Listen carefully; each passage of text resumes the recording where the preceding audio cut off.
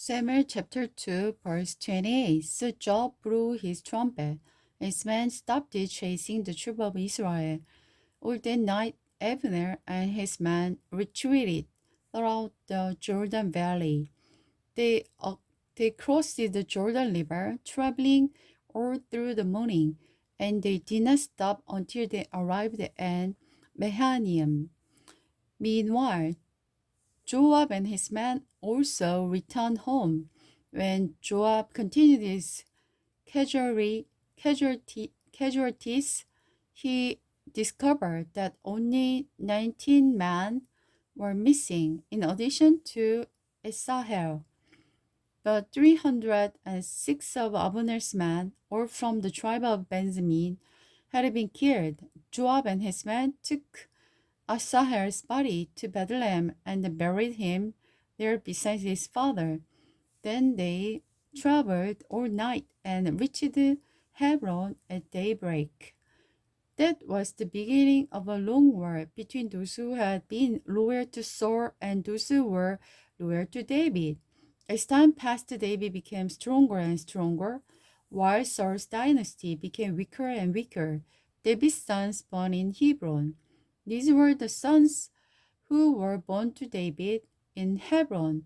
The oldest was Amnon, whose mother was Ahinoam of Jezreel's. The second was Kileab, whose mother was Abigail, the widow of Nabal from Carmel. The third was Absalom, whose mother was Maacah, the daughter of the Maltai, king of the Gesur. The fourth was Edonja, whose mother was Haggith. The sixth was Shephatiah, whose mother was Epital. The sixth was Iterim, whose mother was David's wife Eglah. The sons were all born to David in Hebron. Abner joined forces with David.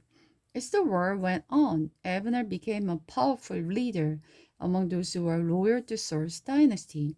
One day, Isboset, Saul's son, accused Abner of sleeping with one of his father's concubines, a woman named Rizpah. Abner became furious. Am I a Judan dogs to kicked around like this? He shouted. After all I have done for you and your father by not betraying you to David, is this my reward that you find fault with me about this man, this woman?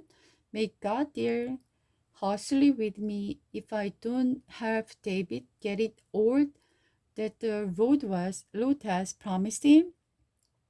I should just go ahead and give David the rest of Saul's kingdom.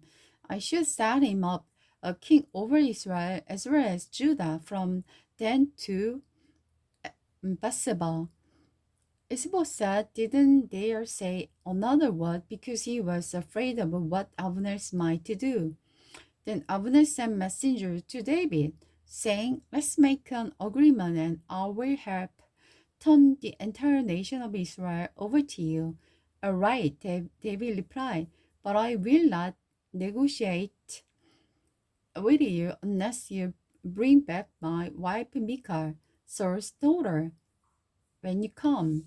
David then sent this message to Isboset, Saul's son, give me back my wife Michal, for I bought her with the lives of 100 Palestine. So Isboset took Michal away from her husband Parti, son of the Laishi. Parti followed all alone behind her as far as Bahurim, weeping as he went. Then Abner told him, Go back home. So Parti returned. Meanwhile, Abner had consulted with the leader of Israel. For some times now, he told them, You have wanted to make David your king. Now is the time, for the Lord has said, I have chosen David to save my people from the Philistines and from all their other enemies. Abner also spoke with the leader of the tribe of Benjamin. Then he went to Hebron to tell David that all the people of Israel and Benjamin supported him. When Abner came to Hebron with his 20 men, David entertained them with a great feast. Then Abner said to David, "Let me go and call all the people of Israel to your side.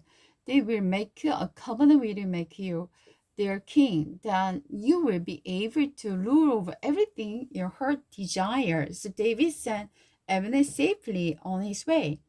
Joab murdered Abner, but as after Abner left, Joab and son of David's troops returned from a raid, bring much plunder with them.